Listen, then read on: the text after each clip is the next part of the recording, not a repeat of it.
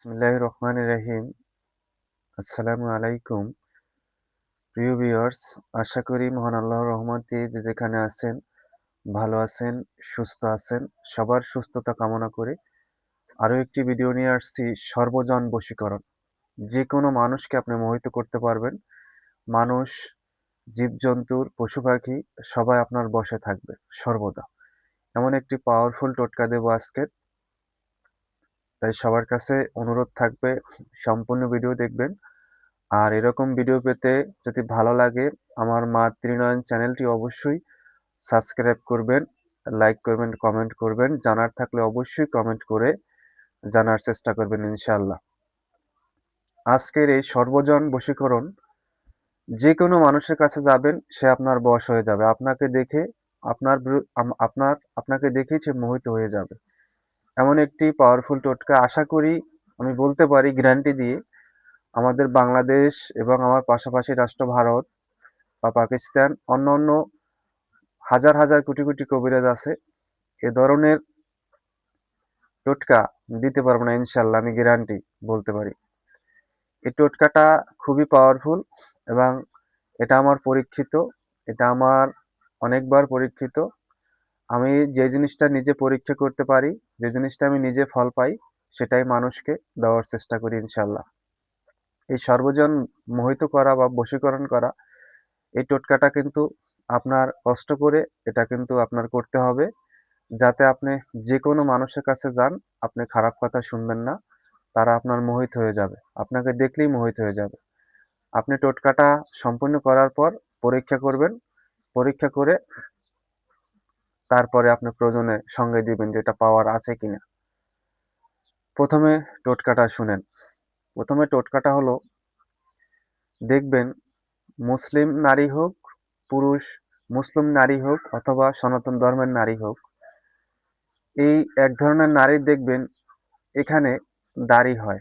৩ গাছ অথবা ২ গাছ অথবা ৫ গাছ অথবা ১ গাছ দাড়ি, এখানে মুখে দাড়ি বের হয়। সেই দাড়ি আপনার শনিবার অথবা মঙ্গলবার সংগ্রহ করতে হবে।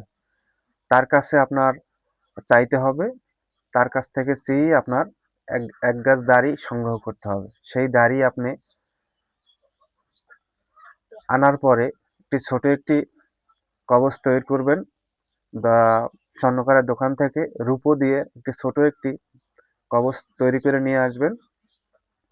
সেই দাড়িটা আপনি পূর্ব দিকে, এই পশ্চিম দিকে মুখ করে বসে ৩টা ধূপকাঠি ধরাইয়া, একটি মোম ধরাইয়া আসন পেতে বসে আপনার দাড়িটা হাতের সামনে রেখে ৩ বার বলবেন, ইয়া জালজালালি ওয়াল ইকরাম ইয়া আল্লাহ, ইয়া জালজালালি ওয়াল ইকরাম ইয়া আল্লাহ, ইয়া জালজালালি ওয়াল ইকরাম ইয়া আল্লাহ বলে ৩ বার বলবেন। ৩টি ফু দিবেন দাড়িটাতে। ফু দিয়ে সেই রূপার মাদুলির ভিতরে ভরবেন এবং আপনি যে উদ্দেশ্য করে সঙ্গে দিবেন সেটাও মনে মনে বলবেন, যেন আমি এই এই তাবিজটা, এই কবচটা আমি পড়তেছি, আমাকে দেখে যেন সর্বজন বশীকরণ হয়, মোহিত হয়। এরকম মনে একটা আপনার আক্ষেপ অথবা মনে একটা আশার মতো রাখবেন, রেখে তাবিজটা ভরবেন। ভরে কাঁচা মোম দিয়ে আটকাবেন, মোম গলিয়ে দেবেন না, কাঁচা মোম দিয়ে আটকাই দিবেন, অথবা তেল, মাটি গুলিয়েও আটকাতে পারেন। যেভাবে হোক, আগুনের যেন কোনো তাপ ভিতরে না লাগে তাবিজের মুখটা আটকানে। ছোট একটি উম, একেবারে ছোট একটি মাধ্যম, অনেকে মাংসের ভিতরেও রাখে। পুরুষ হলে ডান হাতের ভিতরে মাংসের ভিতরে অপারেশন করে রাখে, ছোট একেবারে মাদলি। আর মহিলা হলে বাম হাতে মাংসের ভিতর রাখে, এটা মাংসের ভিতরেও রাখা যায়। তারপরে তাবিজটা তৈরি করার পরে হাতে নিবেন, হাতে নিয়ে বিসমিল্লাহ রহমান রহিম ৩টা ফু দিবেন। ফু দিয়ে আপনি মুট করে তাবিজ জাগানো মন্ত্র আছে তাবিজ পরীক্ষা করার, সেই মন্ত্র পড়ে ৩টে ফু দিবেন। ফু দিয়ে দেখবেন ধরে, যেটা যদি আগুনের মতো গরম হয়ে যায় অথবা আপনার হাতটা দেখবেন একবার আলোকিত হয়ে গেছে, যার দিব্য চক্ষু আছে অথবা তুলারাশির মাধ্যমে, তখনই বুঝতে পারবেন যে এটা আপনার কত পাওয়ারফুল। অথবা আপনি সঙ্গে আপনার গলায় পরবেন, অথবা ডান হাতে পরবেন পুরুষ হলে, অথবা গলায় পরবেন মহিলা হলে বাম হাতে পরবেন। কোনো মানুষের কাছে গেলে তখনই বুঝতে পারবেন যে আপনার এই টোটকাটা, এই তাবিজটা কত পাওয়ারফুল। এই সর্বজন বশীকরণ, এটা স্বয়ং আমি নিজে পরীক্ষিত। আজকে দিচ্ছি এই কারণে যে মানুষের উপকার হোক। তবে শনিবার অথবা মঙ্গলবার টাইমটা কিন্তু ভোর ৫টা থেকে ৯টার ভিতরে, বিকাল ৪টা থেকে রাত্র ৯টার ভিতরে। তবে রাত্রে করবেন না এটা, সকালে করতে হবে। ভোর ৫টা থেকে ৯টার ভিতরে এই তাবিজ ভরতে হবে। আর মঙ্গলবার দিনই আপনার এই দাড়িটা সংগ্রহ করতে হবে। আমি আবারও বলে দিচ্ছি, সবাই ভালো করে শুনবেন। ভিডিও না শুনে কমেন্ট করবেন না।